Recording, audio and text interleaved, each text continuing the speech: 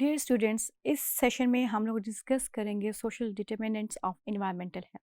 जैसे कि हमें पता है health is influence by many factors इधर इन पॉजिटिव और इन नेगेटिव वे। और आपकी जो हेल्थ है इन सब फैक्टर्स के हार्मोनियस रिलेशनशिप पे डिपेंड करती है। So now coming toward the environmental health के अंदर हमारे पास 4 की टर्म्स या पॉइंट्स हैं जिसको हम डिस्कस करेंगे।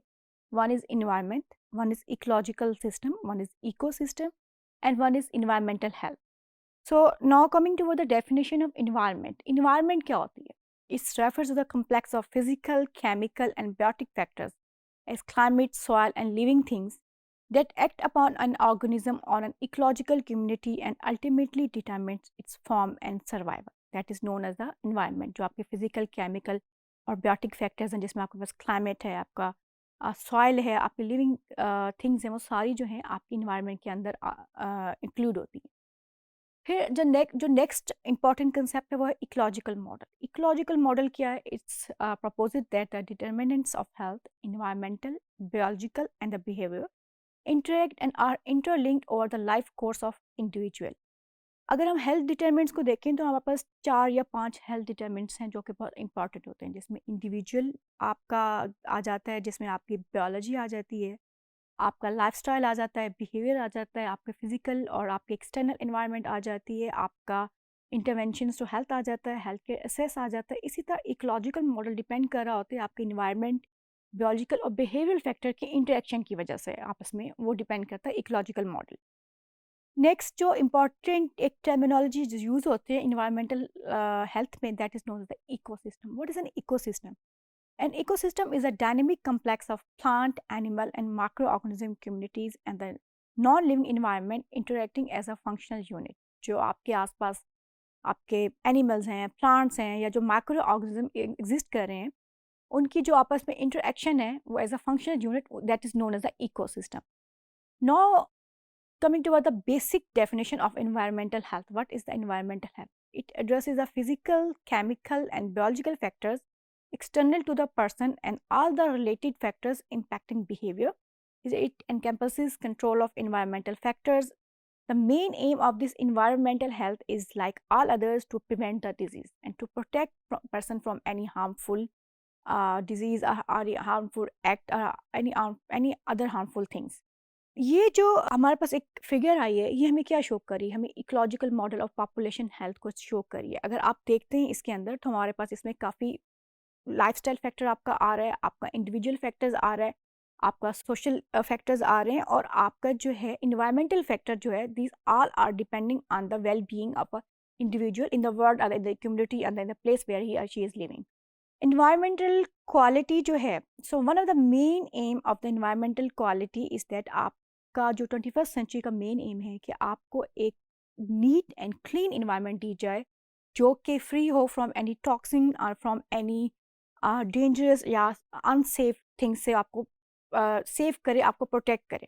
और अगर हम इसी तरह हेल्दी पीपल 2010 गोल्स को देखते हैं तो उस गोल में सबसे बड़ा गोल क्या है? गोल 6 जो है वो आपको एक्सप्लेन कर रहा होता है to protect your health, to maintain your health from the harmful environmental factors, आपकी हेल्थ को हार्मफुल इन्वायरमेंटल फैक्टर से प्रोटेक्ट करना। इसी तरह अगर हम एसडीजीज देखते हैं, एसडीजीज सस्टेनेबल डेवलपमेंट गोल जो कि अब 2030 तक एग्जिस्ट करने वर्ल्ड के अंदर, तो उसके 17 गोल्स के अंदर उसमें हमारे पास ऑलमोस्ट 6 गोल हैं जो कि इन्वायरमेंटल हेल्थ को कवर कर रहे हैं। मेन इंपॉर्टेंट गोल कौन सा है? Goal number 3, 6, 11, 13, 14 and 15। 3 is a general good health and wellbeing, आपका क्लीन वाटर एंड सैनिटेशन, यानी आपको पानी साफ मिलना चाहिए, आपकी सैनिटेशन अच्छी होनी चाहिए, because this is one of the major factor environmental health. आपके सस्टेनेबल सिटीज़ हों, कम्युनिटीज़ हों, आपकी हाउसिंग अच्छी हो, आपका जो क्लाइमेट है अच्छा हो। जिस तरह से हमारे यहाँ देखा गया है कि स्मोक का बहुत ज़्यादा प्रॉब्लम होता है, स्मोक का प्रॉब्लम होता है तो रेस्पिरेटरी प्रॉब्लम ज़्यादा होते हैं। आपका क्लाइमेट आपका बहुत नीट एंड क्लीन होना चाहिए, आपकी एयर क्वालिटी अच्छी होनी चाहिए, आपकी जो लाइफ बिलो वाटर है, जो एक्वेटिक सिस्टम में जो सी लाइफ है वो is free from any toxin से फ्री होना चाहिए, वो सेफ होनी चाहिए। And a life on the land, यानी जो आप ज़मीन के ऊपर रह रहे हैं वो भी अपने जो हैं उनके पास एक नीट एंड क्लीन इन्वायरमेंट होना चाहिए और हर तरह के टॉक्सिक प्रोडक्ट से उनको सेव होना चाहिए। तो ये जो है सस्टेनेबल डेवलपमेंट गोल जो इस टाइम वर्ल्ड में एग्जिस्ट कर रहे हैं, इनके 17 गोल्स में से 6 गोल ऑलमोस्ट इन्वायरमेंटल हेल्थ को कवर कर रहे हैं। अच्छा, अगर हम आप स्पेसिफिक पॉपुलेशन और इन्वायरमेंटल हेल्थ के डिटरमिनेंट्स में आते हैं, तो हमारे पास 3 डिटरमिनेंट्स हैं। वन इज़ पॉल्यूशन है, पॉपुलेशन है एंड पॉवर्टी। अब पॉल्यूशन क्या है? अगर आपकी एयर क्वालिटी अच्छी नहीं है, आपका ग्रीन हाउस इफेक्ट है, तो क्या होगा? आपकी ग्लोबल वार्मिंग ज़्यादा, ग्लेशियर्स आपके मेल्ट हो जाएंगे, ग्लोबल वार्मिंग का इफेक्ट ज़्यादा आएगा।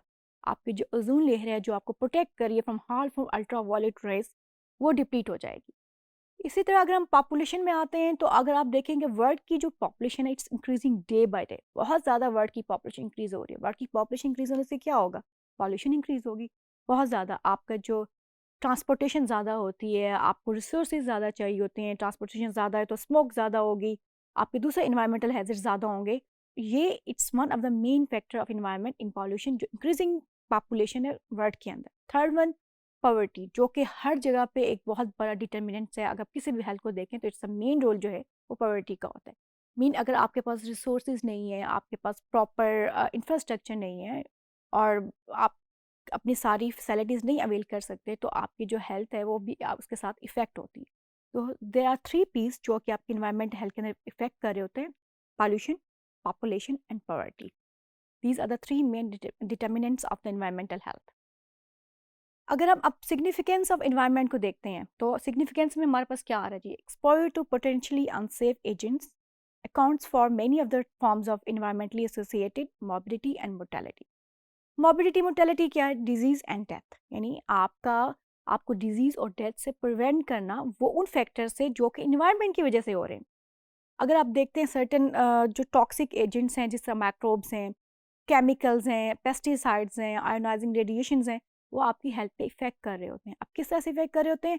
अगर आप देखें तो अस्थमा का रेट बहुत ज़्यादा दुनिया में बढ़ गया। उससे क्या है? रेस्पिरेटरी प्रॉब्लम ज़्यादा हो रहा है। रेस्पिरेटरी प्रॉब्लम ज़्यादा हो रहा है, तो आपकी जो लाइफ एक्सपेक्टेंसी है उससे कम हो जाती है। आपको डिफरेंट मेडिकेशन चाहिए होती है, आपकी डिपेंडेंसी हो जाती है मेडिसिन के ऊपर। तो ये it's one of the main जो है फैक्टर इन्वायरमेंटल हेल्थ का है। उसके अलावा आपका जो ब्रेस्ट कैंसर बहुत ज़्यादा बढ़ रहा है, आपका प्रोस्टेट कैंसर का बहुत ज़्यादा बढ़ रहा है, सर्वाइकल कैंसर, इसके अलावा सर्टेन अदर स्किन प्रॉब्लम्स जो हैं, स्किन कैंसर, सर्टेन अदर जो प्रॉब्लम्स हैं वो बहुत ज़्यादा इस वक्त वर्ल्ड के अंदर प्रिवेल कर रही हैं because of this environmental effect. अगर आपकी इन्वायरमेंट अच्छी होगी, आपकी सराउंडिंग्स अच्छी होगी, फिजिकल इंटरनल इन्वायरमेंट, तो आपकी शायद बॉडी आपको इनके अगेंस्ट प्रोटेक्ट कर सके, या आप रेजिस्टेंस करें इसके अगेंस्ट। लेकिन because of this certain toxic chemicals, आप you are more prone toward certain disease because of this environmental hazards. अगर अब scope of environmental health problem देख रहे हैं, तो वहाँ पर स्कोप क्या है? Environmental factors are thought to contribute significantly to many form of chronic disease, जैसे cancers, cervical cancer, prostate cancer and the breast cancer. इसके अलावा अगर हम scope of environmental health problem को फर्दर देखते हैं, so large proportion of the burden of disease are associated with environmental sources. आपकी burden of disease increase हो गए वर्ल्ड के अंदर just because of this environmental problem. जैसे हमने अभी डिस्कस किया कि अस्थमा की वजह से आपका जो सर्वाइवल रेट है वो कम हो गया है, और बच्चों के अंदर जो है टॉक्सिक लेवल, लेड का टॉक्सिक लेवल हो गया है, जिसकी वजह से उनकी जो हेल्थ इफ़ेक्ट हो रही है, आपकी एयर क्वालिटी बहुत ज़्यादा डिग्रेड हो गई है। अगर हम सिंपल अपनी पाकिस्तान की एग्जांपल लें, तो पाकिस्तान में एयर क्वालिटी इस वक्त बहुत वर्स्ट है। पाकिस्तान की एक सिटी लाहौर में अगर आप देखते हैं, तो उसकी एयर क्वालिटी इस वक्त वर्ल्ड की टॉप 3 उसमें आ रही है, जिसकी एयर क्वालिटी इस वक्त सबसे पुअर है वर्ल्ड के अंदर, जो कि एक ह्यूमन हेल्थ के लिए बहुत ज़्यादा डेंजरस है। तो these are all other scope of the environmental health. अच्छा, अब जो है इन्वायरमेंटल रिस्क ट्रांजिशन भी होगी। मीन पहले जो था, आपको सिर्फ poor quality of food, air या वाटर इफेक्ट कर रहा था इन्वायरमेंट के अंदर, लेकिन बिकॉज ऑफ चेंजिंग आप ट्रांजिशन की वजह से या इन्वायरमेंटल चेंजेस की वजह से आपके जो इफेक्ट्स हैं वो भी चेंज होंगे। मीन अब you are more toward acid red precursors का चांसेस ज़्यादा हैं। आपकी ओजोन डिप्लीटिंग लेयर केमिकल की वजह से आपकी जो ओजोन लेयर वो डिप्लीट कर रही है। अल्ट्रावायलेट रेज की वजह से आपका जो स्किन कैंसर के प्रॉब्लम है वो ज़्यादा हो रहे हैं। आपको ग्रीन हाउस गैसेज हैं जो ग्लोबल वार्मिंग काज कर रहे हैं। तो आपके जो एयर, फूड, वाटर की ट्रांजिशन थी पहले इन्वायरमेंटल हेल्थ में, वो अब कन्वर्ट हो रही है आपकी एक मोज ग्लोबल वार्मिंग पे, आपके ओजोन लेयर डिप्लेशन पे, या एसिड रेन प्रिकर्सर्स पे। So these are the environmental risk transition. और ये जो ट्रांजिशन है इसके अंदर कुछ सोशल फैक्टर्स हैं, social determinants of environmental health, जो कि हमने डिस्कस की है। उसमें पॉपुलेशन, पॉल्यूशन एंड पॉवर्टी का रोल बहुत ज़्यादा है। Thank you very much, students.